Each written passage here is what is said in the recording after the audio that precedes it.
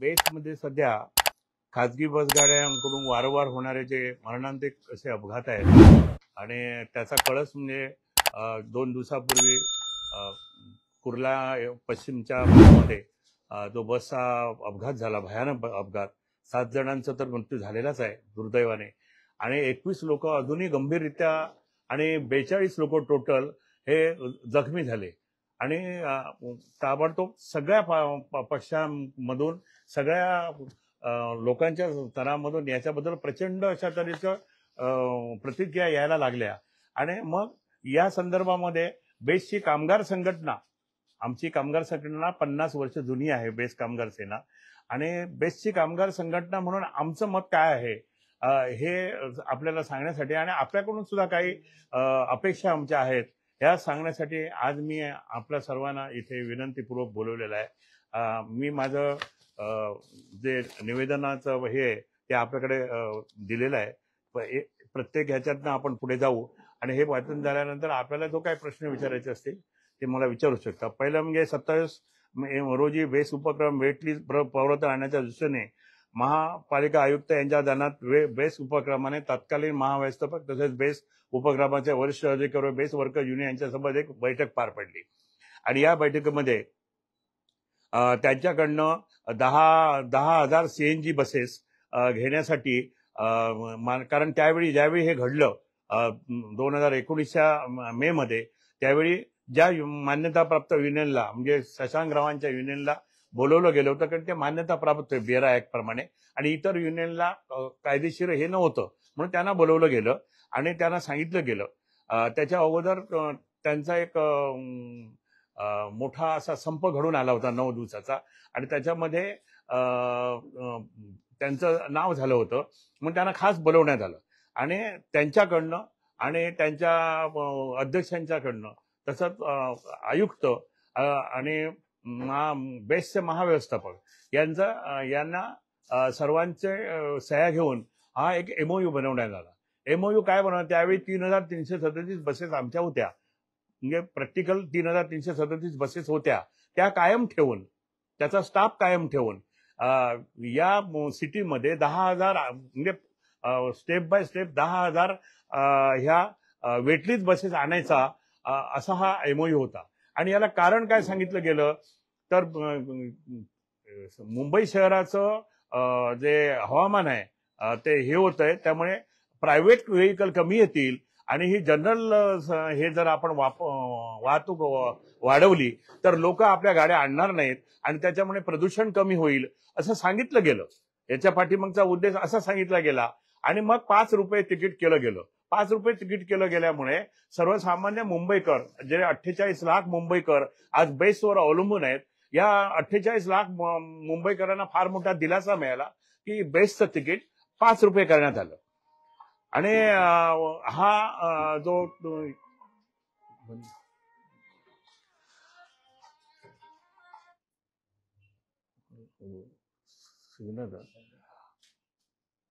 असा हा प्रकार घडल्यानंतर त्यावेळी त्यावेळी माननीय फडणवीस साहेब जे आता मुख्यमंत्री म्हणून आलेले, त्यावेळी ते मुख्यमंत्री होते, त्यांच्या खास विश्वासाचे जे आयुक्त होते परदेशी म्हणून, त्यांनी हा MOU घडून आणला.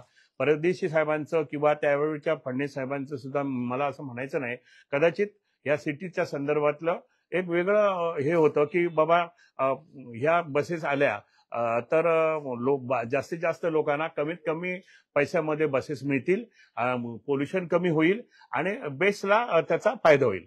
पण दुर्दैवाने एवढं झाल्यानंतर ज्या अधिकाऱ्यांच्या जीवावर हे सगळं निर्णय झाले त्या अधिकाऱ्यांनी याच्याकडे पूर्णपणे दुर्लक्ष केलं असं मला म्हणायचं आहे. कारण त्याच्यानंतर 3,337 बसेसमध्ये एक बस कमी व्हायला लागली 5 वर्षामध्ये आणि तब्बल 2,000 बसेस कमी झाल्या. 2,000 नाही, 2,500. जवळजवळ आता आपल्याकडे 700 बसेस आहेत. आमच्या बसेस कमी का झाल्या? 15 वर्ष जुन्या बस झाल्यानंतर हायकोर्टाच्या निर्णयाप्रमाणे आम्हाला ती डिस्कार्ड करावी लागते. त्यामुळे बेस्टच्या बसेस कमी कमी होत गेल्या आणि ज्यांनी हे ठरवलं होतं त्याच्यातला कोणी म्हणजे मुख्यमंत्र्यांपासून आयुक्तांपासून जनरल मॅनेजरपासून कोणी ह्या बेस्टच्या बसेस वाढवायचा कोणी हे घेतलं नाही. दुर्दैव असं आहे आपल्या पत्रकारांसमोर मी हे मांडण्याचं कारण असं की सर्वसामान्य माणसांना सुद्धा हे कळावं. कारण ह्या बसेस जेव्हा आल्या त्याच्यासाठी सेंट्रल गव्हर्नमेंटने 75% हे दिली होती सबसिडी, आणि महाराष्ट्र सरकारची 10% झाली 85%, नगरपालिकेची 5% झाली 90%. 90% सबसिडी असलेली ही वाहनं यांना प्रायव्हेट लोकांना द्यायची काय गरजच नव्हती. म्हणजे याच्या पाठीमागे एक षडयंत्र होतं. ते षडयंत्र अधिकाऱ्यांचं होतं की आणि कोणाचं होतं याच्या खोलात आपण जायचं नाहीये. कारण आता परिस्थिती अशी आहे की सगळ्या पक्षांनी आणि सर्व लोकांनी एकत्र येऊन हे आलेलं हे मानवी संकट आहे हे दूर करण्यासाठी सगळ्यांनी एकामेकावर टीका न करता पुढे यावं असं माझं बेस्ट कामगार सेनेचं माझ्या पक्षाचं प्रामाणिक मत आहे. कोण उद्धवजींचं याच्यात चूक झाली म्हणतोय, कोण आणि कोणाची चूक झाली म्हणताय.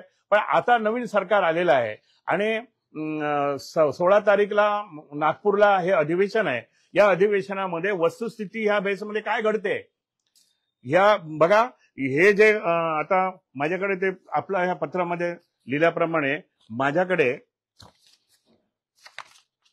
वेटलिस्टच्या 1892 गाड्या आहेत बघा. मी 2 नंबर पानवर आहे आणि 5117 बस वाहक त्या कंपनीकडे आहेत आणि 2809 बस वाहक आहेत आणि 5117 बस चालक आहेत. म्हणजे गाड्या चालवणारे लोक त्यांनी एवढ्या प्रमाणात घेतलेले आहेत आणि यांना स्थायी आदेश नाही, यांना सर्व्हिस रेग्युलेशन नाही. यांनी काही करावं, केव्हाही यावं, दारू प्यावी की न प्यावी ह्यानं चेक करणारा कोणी नाही. यांचे अधिकारी फक्त बस बाहेर काढायची आणि बस आतमध्ये नेऊन किलोमीटरवर पैसे कसे मिळतील एवढंच बघायचं. त्याच्यामुळे हे घडलेले प्रसंग. त्यांना पगार कमी आहेत. त्या पगार कमी असल्यामुळे ते इथली नोकरी करतात, इथली नोकरी संपली की बाहेर जातात, टॅक्सी चालवतात आणि एखादा माणूस 24 तासामध्ये किती परिश्रम करू शकतो. या मुंबईमध्ये 16 आणि 17 हजारामध्ये काय कोणाचा संसार चालणार नाही. त्यामुळे पैसा कमवण्यासाठी हे बाहेरच्या कामं करतात आणि मग अनफिट होतात आणि अनफिट झालेला माणूस एक दिवशी हा अशा भयानक काल जो कुर्लेला झाला हादसा तो करतोय.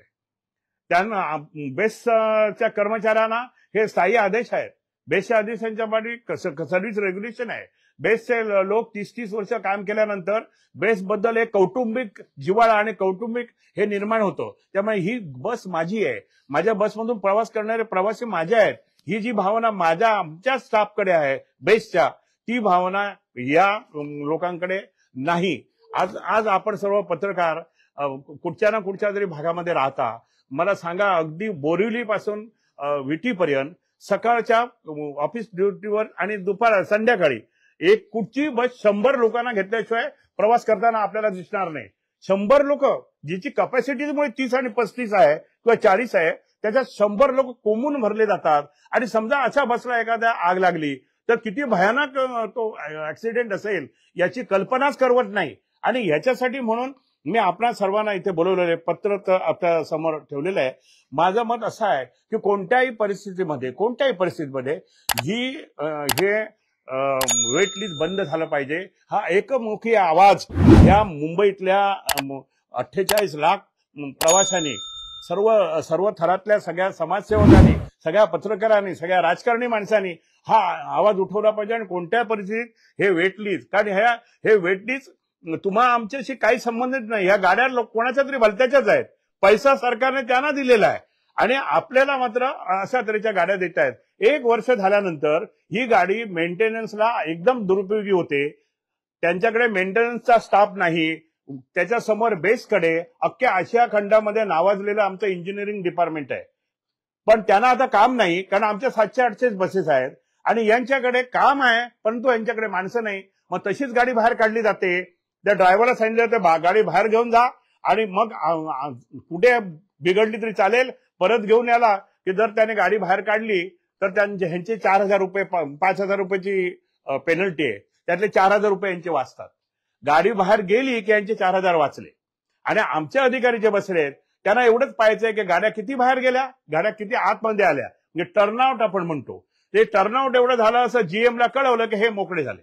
त्याच्यामुळे माझं स्पष्ट मत आहे हा जो काय प्रकार घडलेला आहे तो त्या ड्रायव्हर पुरता किंवा त्या कंडक्टर पुरता मर्यादित न ठेवता याची कसून चौकशी झाली पाहिजे की 1 डिसेंबरला हा माणूस नेमला गेला आणि 10 डिसेंबरला तुम्ही त्याच्याकडे 100 लोकांच्या जीविताला हानी पोहोचवणारं असं व्हेइकल देता, ज्याचे ब्रेक कसे द्यायचे, ऍक्सिलेटर कसं चालवायचा हे सुद्धा त्याला ठाऊक नाही. आणि अशा तऱ्हेची बेबंदशाही जर ह्या वेटलिस्ट बरोबर चालले आणि ह्या वेटलिस्ट ह्याला सामील आहेत, माझं स्पष्ट मत आहे, याला महानगरपालिकेचे आयुक्त सामील आहेत, याला बेस्टचे अधिकारी सामील आहेत, यांना महाराष्ट्र स्टेटमध्ये बसलेली अधिकारी मंडळी सामील आहेत. कारण याच्यावर कसल्या तऱ्हेचं बंधन, एवढ्या लोकांच्या प्राणाशी खेळणारे तुम्ही गाड्या पाठवता, त्यांच्यावर काही बंधनं आणणं आवश्यक होतं का? हे सरकारचं काम आहे, हे महानगरपालिकेचं काम आहे. बेस तोट्यात चालतंय म्हणून बोंबाबोंब करायची. पण मला सांगा, या जगाच्या पाठीवर असलेली कुठची सार्वजनिक प्रवासी संघ हे फायद्यात चालते? कारण सर्वसामान्य जनतेसाठी केलेली जी व्यवस्था असते ही व्यवस्था ही सर्वसामान्यांसाठी असल्यामुळे त्याची आवश्यकता आहे. महानगरपालिकेची काय काय कर्तव्य आहेत? पाणी महानगरपालिकेने दिलं पाहिजे लोकांना, रस्ते दिले पाहिजेत, एज्युकेशन दिलं पाहिजे, हेल्थ दिली पाहिजे आणि सार्वजनिक वाहतूक दिली पाहिजे. बरोबर. आता मग ही सार्वजनिक वाहतूक पूर्वीपासून याने बेस्टच्या गळ्यात घालून ठेवली. परंतु जसा कायदा बदलत गेला, वीज नियामक मंडळ आलं आणि त्याने आमच्यावर हे केलं की तुम्हाला सप्लायचे पैसे ट्रान्सपोर्टला वापरता येणार नाहीत. आणि मग तिथून हे सुरू झालं. त्याच्यामुळे आपण एक तर 5 रुपये तिकीट आहे. हा या वेटलिस्ट लोकांचा हा मोठा सावळा गोंधळ आहे. याच्यामध्ये सगळे अधिकारी सामील आहेत. असल्यामुळे बेस्टचा तोटा वाढत गेला. बेस्टच्या तोट्याचा विचार महानगरपालिकेने का करावा? माझं तर स्पष्ट मत आहे, महानगरपालिकेचं हे कर्तव्य आहे.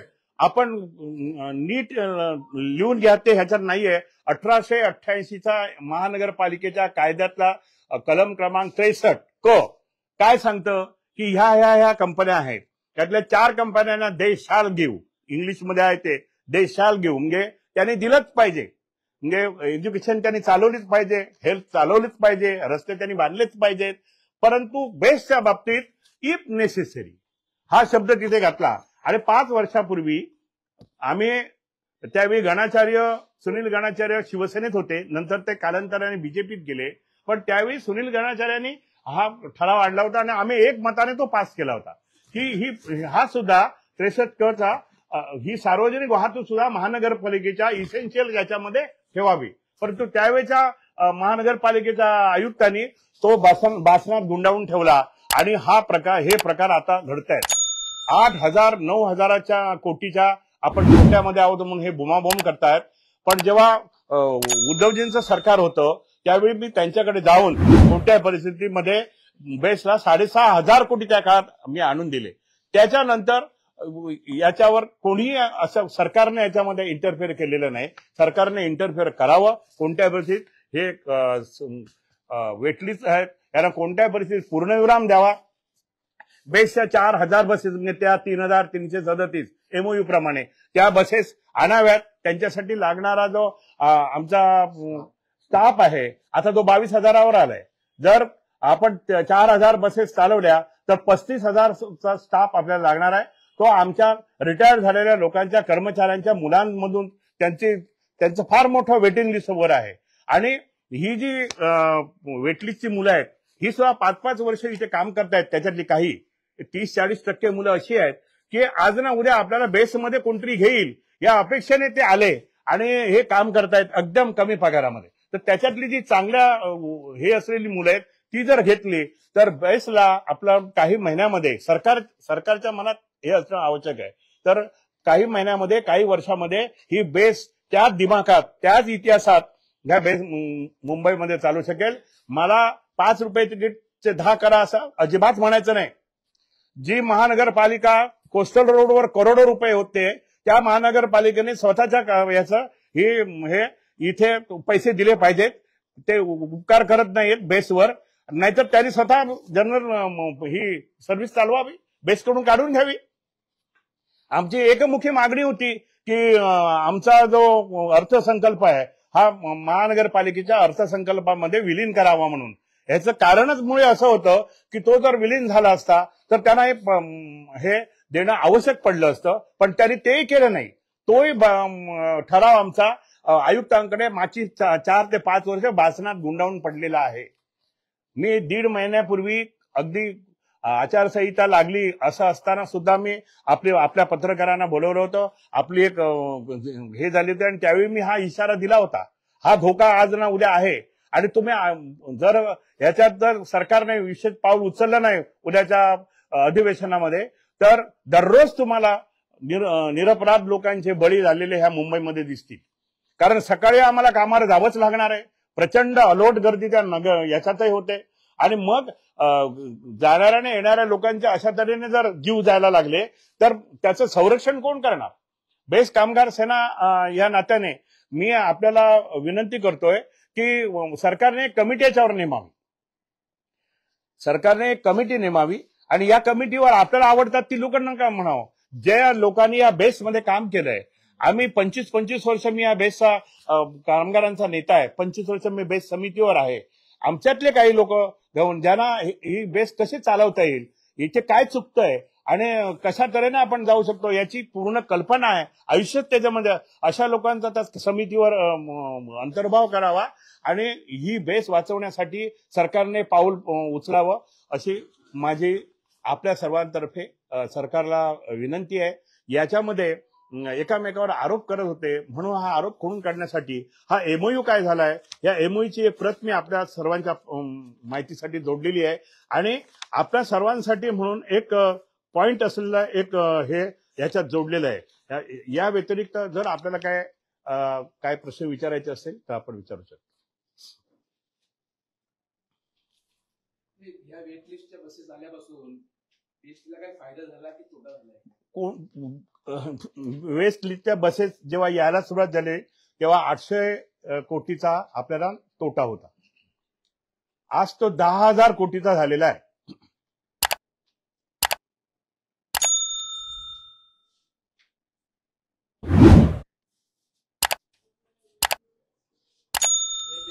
काय नेमकं म्हणजे त्यांना ज्या पद्धतीने करा करून म्हणजे 50% कमाई ह्याला द्यावी, कसं किलोमीटरवर कसं किलोमीटरवर त्याने दिले म्हणून आपल्याला मी एक किस्सा सांगितला ना. यांच्या सगळ्यांच्या बसेस आमच्या बेसमध्येच उभ्या आहेत. बेसमधूनच ती गाडी बाहेर पडते. यांच्या गाड्या बिघडलेल्या असतात. एमपी नावाच्या गाडी कंपनीकडे 300 गाड्या होत्या, छोट्या गाड्या.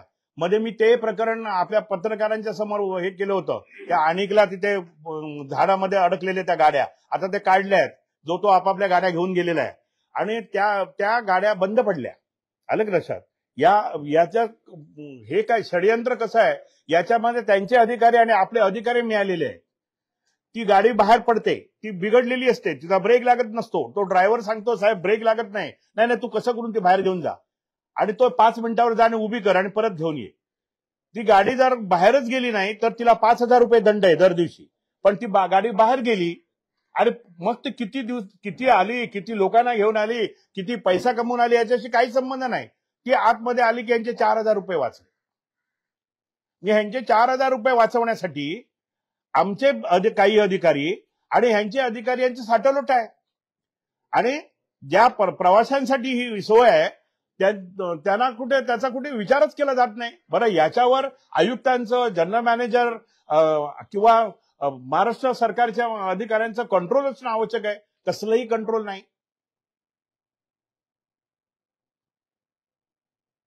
पूर्वी ट्रेनिंग 3 महिने आपण ट्रेनिंग देतो बेसची.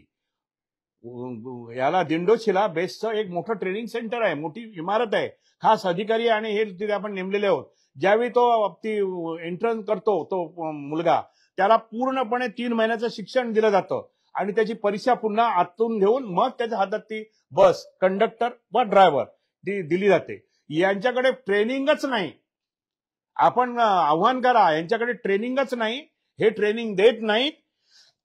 दाखवलं जातं आम्ही ट्रेनिंग देतो म्हणून.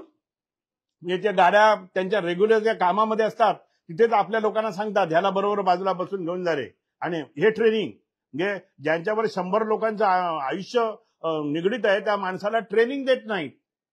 त्याचा ड्रायव्हिंग लायसन्स, त्याचा अनुभव याच्याशी मी म्हणून म्हणालो ना, त्याला स्थायी आदेश नाहीत, त्याला ऑर्डर्स नाही, काय ते आपण म्हणतो सर्व्हिस रेव्होल्युशन नाही.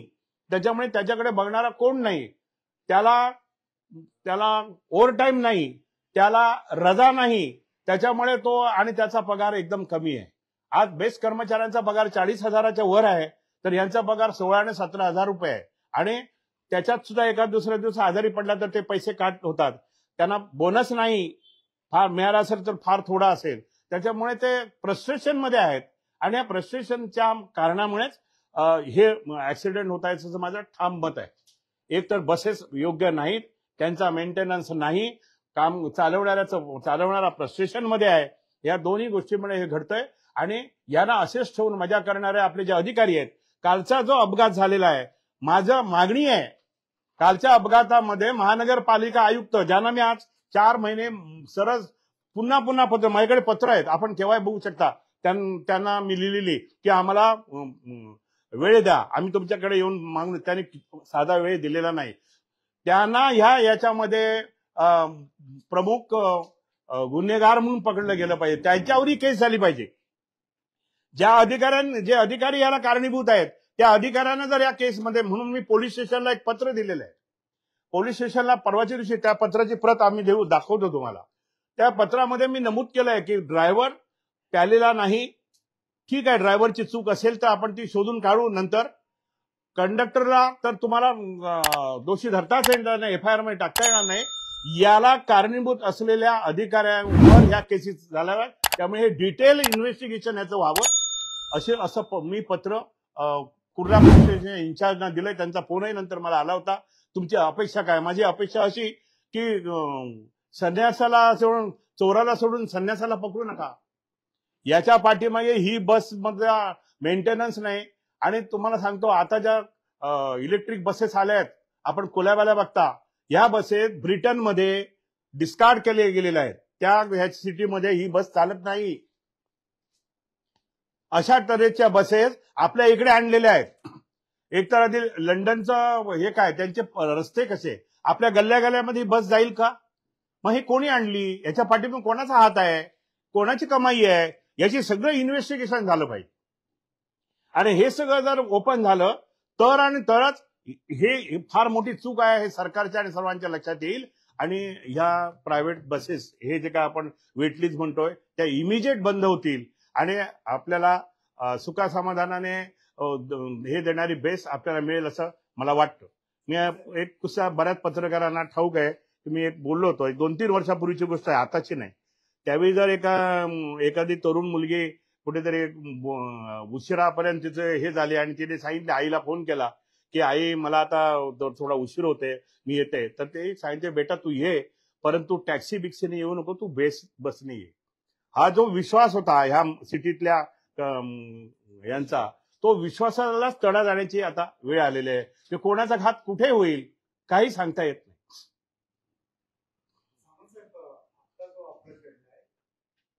याच्यामध्ये काय की जे ओडेक्राच्या बसेस आहेत, ड्रायव्हर पुरवणारी कंपनी दुसरी काय, तर अशा प्रकारे दुसऱ्या कंपनीला देण्याची प्रोव्हिजन याच्यात आहे का? प्रोव्हिजन ह्यांनी काय केलंय ना, त्याचे षडयंत्र या सगळ्या चौकशीमधून बाहेर पडेल. आम्ही पूर्वी लेलँडच्या बसेस वापरायचो. या सिटीची जी एकंदरीत रचना आहे आणि प्रचंड लोकवस्ती, याच्यामध्ये तिथल्या तिथे उभी राहणारी बस जर कुठची असेल तर अजूनही मी तुम्हाला सांगतो इतिहासात ती लेलँड आहे. लेलँड बसेस काढून टाकल्या गेल्या, टाटा घेतल्या गेल्या, त्या बाजूला गेल्या. आणि कुठच्याही कंपनीच्या कुठच्याही बसेस इथे आणल्या जातात. त्याला काहीतरी पूर्वीपासूनच काही रूल अँड रेग्युलेशन होते, काही सगळे धाब्यावर बसवले गेलेले आहेत.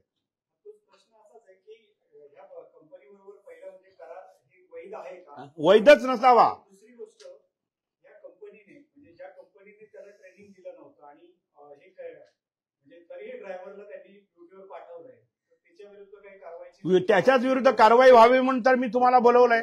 तुम्ही पत्रकारांनी सुद्धा एकमुखी ही मागणी केली पाहिजे की ह्याच्यामध्ये खरा दोषी कोण आहे. एक कंडक्टर आणि ड्रायव्हरला तुम्ही दोषी करून हे मिटवून टाकणार आहात का? नाही, यावेळी तर आपण होऊ द्यायचं नाही. आणि तसं झालं तर मी उग्र आंदोलनाला उतरेन आणि थोड्याच दिवसात उतरेन. मी सांगतो, फक्त ते कशा तऱ्हेचं असेल ते त्याच वेळी कळेल. मी सोडणार नाही. तुम्ही हे जे त्यात मोठे मासे आहेत ना तेच गळाला लागले पाहिजेत, तरच ह्या वेटलीज बंद होतील आणि बेसला चांगले दिवस येतील. तुम्हा लोकांना, आपल्या लोकांना चांगली गाडी मिळेल, चांगली सर्व्हिस मिळेल. काय कोणाला काय माहिती नाही. मी माझ्या पत्रात लिहिलंय ते, ही कंपनी कोणाची, कुठच्या कंपनीची गाडी आणली. कारण यांची ब्रेक सिस्टीम फॉल्टी आहे. म्हणजे कधी कधी ब्रेक दिला ना तर ती गाडी 20 फूट पुढे जाते आणि थांबते. तुमच्या बाजूला पुरी म्हणून एक आमचा ड्रायव्हर बसलाय, त्याला विचारा. हे लोक ते चालवतात आणि आम्हाला यांचा फोन येतो, म्हणे साहेब आम्हाला भीती वाटते, गाडी चालवायची कशी. पण यांचा आवाज उठवणारा कोण नाही. यावर्षी ते 2024 म्हणजे मार्च नंतर जेवढे अपघात झाले ते 12 अपघात इलेक्ट्रिक बसचे झाले आणि त्याच्यामध्ये 10 बसचे अपघात हे ओलेक्ट्राचे आहेत. तर तुमचं असं म्हणणं आहे का ब्रेकिंग सिस्टम मध्ये प्रॉब्लेम? 100% ना. त्या कामगाराला बळी द्यायच्या अगोदर याची पूर्णपणे छाननी झाली पाहिजे. माझं स्पष्ट मत आहे. कामगारांनी कशासाठी ते केलं, का झालं, आता म्हणतात ते ऍक्सिलेटरवर पाय पडला काय, पण नाही, त्याची छाननी पूर्ण झाली पाहिजे की या बसला ब्रेक लागतो का, टेक्निकल प्रॉब्लेम काय ह्याच्यापर्यंत उतरला पाहिजे. 300 बसेस जी कंपनी 100 बसेस वर्षभरात काढू शकत नाही, ती कंपनी 300 बसेस एका वर्षात एमपी कंपनीला देते. म्हणजे कशा तऱ्हेने तुम्ही ते मॅन्युफॅक्चर केलंय आणि त्याचं सगळं चेक सरकारने केलं की नाही, काही झालेलं नाही. वरच्या लेवल पासून अधिकाऱ्यांनी याची मजा केलेली आहे आणि त्याची सजा सर्वसामान्य माणसाला हे मृत्यू येत आहेत. म्हणून आता वेळ लावायचीच नाही कोणत्या परिस्थितीत. जर 16 तारीखला नागपूरला या संदर्भामध्ये मुख्यमंत्र्यांनी निर्णय घेतला नाही तर बेस्ट कामगार सेना या मुंबईमध्ये प्रचंड उग्र आंदोलन करेल. रस्त्यावर उतरून काय होईल ते होईल, ते मी त्यावेळी सांगेन. सर, काल एक व्हिडिओ व्हायरल होतोय, एक बस चालक वाईन शॉप वरतून थेट मद्य घेताना त्या व्हिडिओमध्ये दिसत आहे. याबाबत आपली प्रतिक्रिया काय? त्या बेस्ट बस चालकावर काय कारवाई करण्यात? आता ते मी वाचूनच दाखवत होतो, म्हणजे तयार आहे. मुलुंड आगारातील बेस्ट चालक मद्यधुंद अवस्थेत चालवल्याचे निदर्शनास आले आहे. अशी कोणती घटना समोर आली आहे? संबंधित चालक दारू पिऊन गाडी चालवत होता. या व्हिडिओ नंतर काही कारवाई झाली आहे का, असा प्रश्न आहे. बरोबर ना सर्व. मुलुंड आगारातील SMT डागा कंपनीची बस निवडणूक कामासाठी पाठवण्यात आली होती. ही पॅसेंजर आणण्यासाठी पाठवली गेली नव्हती. 1-2 दिवसापूर्वी सोशल मीडियावर व्हायरल झालेला वाईन शॉप वरून दारू विकत घेताना बस चालकाचा व्हिडिओ वरून सोशल मीडियावर टीका झाली. सदर इलेक्शन ड्युटीला पाठवण्यात आलेला वेटलिस्ट बस चालक श्री सिद्धेश्वर बारस्कर, चालक क्रमांक 19-012, हा वाईन शॉप मधून कामावर कार्यरत असताना दारूची बाटली वाईन शॉप मधून विकत घेतली. संबंधित बस चालकाविरुद्ध वेटलिस्ट कंपनीच्या व्यवस्थापनाने 10 दिवस निलंबन केल्याची कारवाई समजते, पण शिक्षेबाबत खात्रीलायक माहिती नाही. बेस्ट चालक दारू पिऊन गाडी चालवतात अशा साधारण किती तक्रारी येतात प्रत्येक महिन्यात किंवा वर्षाच्या हिशोबाने, त्यांच्यावर काय कारवाई होते? दुसरा प्रश्न आहे.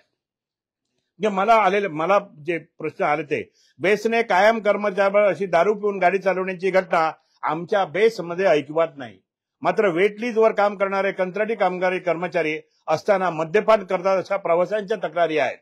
मात्र कंत्राटी कर्मचाऱ्यांना कायदे लागू नसल्यामुळे त्यांच्यावर कायदेशीर कारवाई बेस कडून करण्यात येत नाही. कंत्राटी कामगार आहे. आणि बोला. फक्त वांद्र्याच नाही तर मुलुंडचाच नाही तर वांद्रे पूर्व आणि अंधेरी पश्चिम इथले सुद्धा व्हिडिओ समोर आले की गाडी वाईन शॉपच्या बाहेर लावली, तो ड्रायव्हर उतरून जातोय, त्यानंतर मद्य घेतो, असे व्हिडिओ आता समोर यायला लागले. असे बऱ्याच ठिकाणचे आता आमच्याकडे बेसमध्ये एवढं कडक शिस्त आहे ना की तो ड्रायव्हर खाली उतरू शकत नाही. एकदा बसला गाडी चालली की त्याने काही करायचं नाही, गाडी सोडायची नाही. आणि आमचा ड्रायव्हर आणि कंडक्टर जेव्हा बेसमध्ये प्रवेश करतात त्यांना त्यांची तिथे सिक्युरिटी कडून छाननी होते. ते व्यवस्थित आहे का, त्यांची बॅग छानली जाते, जाताना सुद्धा त्यांची छाननी होते. तेव्हा आमचा एम्प्लॉई कोणत्याही परिस्थितीमध्ये अशा परिस्थिती असूच शकत नाही, कारण त्याला स्थायी आदेश आणि रेग्युलेशन आहे सगळं हे आहे त्याच्यावर. पण सावंत सर, असे जसं म्हणता की कंत्राटी कर्मचाऱ्यांकडून हे होतंय, तर यांच्यावर काय कारवाई ना, कंत्राटी गाड्याच बंद करा. हे त्यांच्यावर कारवाई करून काय होणार नाही. अधिकारी माजलेले आहेत. त्यांच्या अधिकाऱ्यांना काय पडलेली नाही, कोणाच्या मृत्यूची त्यांना काय पडलेली नाही. आमच्या डेपोच्या अधिकाऱ्यांना एवढंच कळतंय की एवढ्या गाड्या बाहेर गेल्या, 98% हे झालं, एवढंच वरच्या लोकांना कळवलं की झालं. पैसे किती मिळाले, त्यांना किती द्यावे लागले आणि आपल्याला किती पैसे आल्याचा हिशोब मी तुम्हाला सांगितला ना. जेव्हा कंत्राटी गाड्या सुरू झाल्या तेव्हा 800 आपण लॉसमध्ये होतो, 800 कोटी. आता 10,000 कोटीने लॉसमध्ये आहोत. गरजा हिंदुस्तान चॅनलला सबस्क्राईब करा आणि ताज्या घडामोडी जाणून घेण्यासाठी बेल आयकॉनवर प्रेस करा.